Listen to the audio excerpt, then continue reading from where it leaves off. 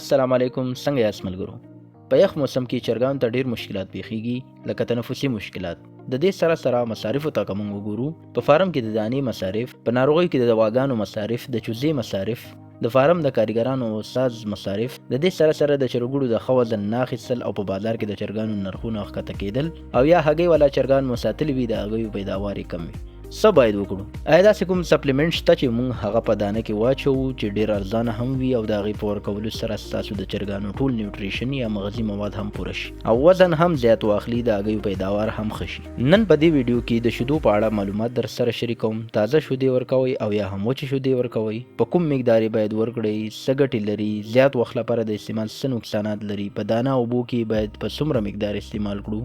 د ټولو ځوابونه په دې ویډیو کې در سره شریکوم. ویډیو لایک کړئ، شیر او چینل د سره سبسکرایب کړئ. کومې شیدې چې موږ د بازار څخه اخلو، کوتۍ والا شیدې نه ښایم، د وزې غوا شیدې درته ښایم. په دې کې 8.1% اوبه وي، 4.9% پکې لکتوز د کاربوهایډریټ په شکل پیدا کیږي، غوړ پکې 3.4% وي، پروټین پکې 3.3% وي او باقي 0.7% پکې منرال نه. مکمل چارت د په سکرین شو کوم.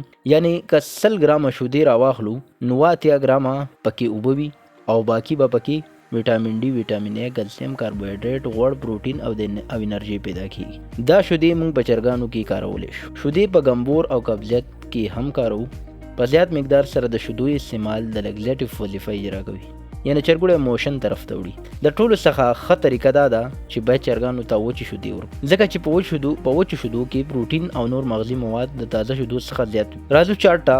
ملګرو، په چارت کې تاسې ګورئ دا ژیړ رنګ کې چې کوم مغذي مواد دي دا وچې شیدې دي، او په سپین رنګ کې چې دي دا تازه شیدې. که چېرته موږ 100 ګرامه شیدې راواخلو وچې او تازه، نو په تازه شیدو کې انرژي 1.8 کیلوګرام کالوري ده او په وچو شیدو کې 1500 کیلو کالوري انرژي ده. ځمکه او اسمان فرق لري. همداسې پروټین په تازه شیدو کې 3.2 ګرامه دی او وچو شیدو کې 25.5 ګرامه دی. یعنی وچو شیدې د تازه شیدو څخه بهتره دي په چرګانو کې. اوس راځو چې څه ګټې لري وچې شیدې په چرګانو کې. د ټولو څخه اول خو دا د پروټین ښه منبع ده. که د هګیو پیداوار لپاره یې ورکوئ، وزن زیاتوالي لپاره یې ورکوئ، ښه کار کوي. دوهم دا د انرژي یو ښه منبع ده. کومه ناروغي چې په چرګانو کې وي او تاسو ورته قیمتي انټي بایوټیک استعمالوئ، د چرګ ځیګر خراب شوی وي، د کولمو حالات خراب شوي وي، په هغې کې وچې شیدې استعمالوی شي، ځکه چې چرګوړي ته انرژي ورکوي. که ستاسو چرګان شلیان ورکوي، کمزوري وي، د هګیو پوستکی سم نه جوړیږي، د هګیو پیداوار کم وي، نو بیا هم وچې شیدې استعمالولی شي. دې سره دا از پروبایوټیک هم کار کوي. په معده کې چې کومې ګټورې بکتریاوې دي، مایکروفلوراوې دي، دا د هغې سره مرسته کوي چې د ناروغیو په خلاف ودرېږي او له منځه یې یوسي. په دې کې یو پروټین شته چې ایمون بوسټر په شکل کار کوي، چرګانو معافیت کې کار کوي.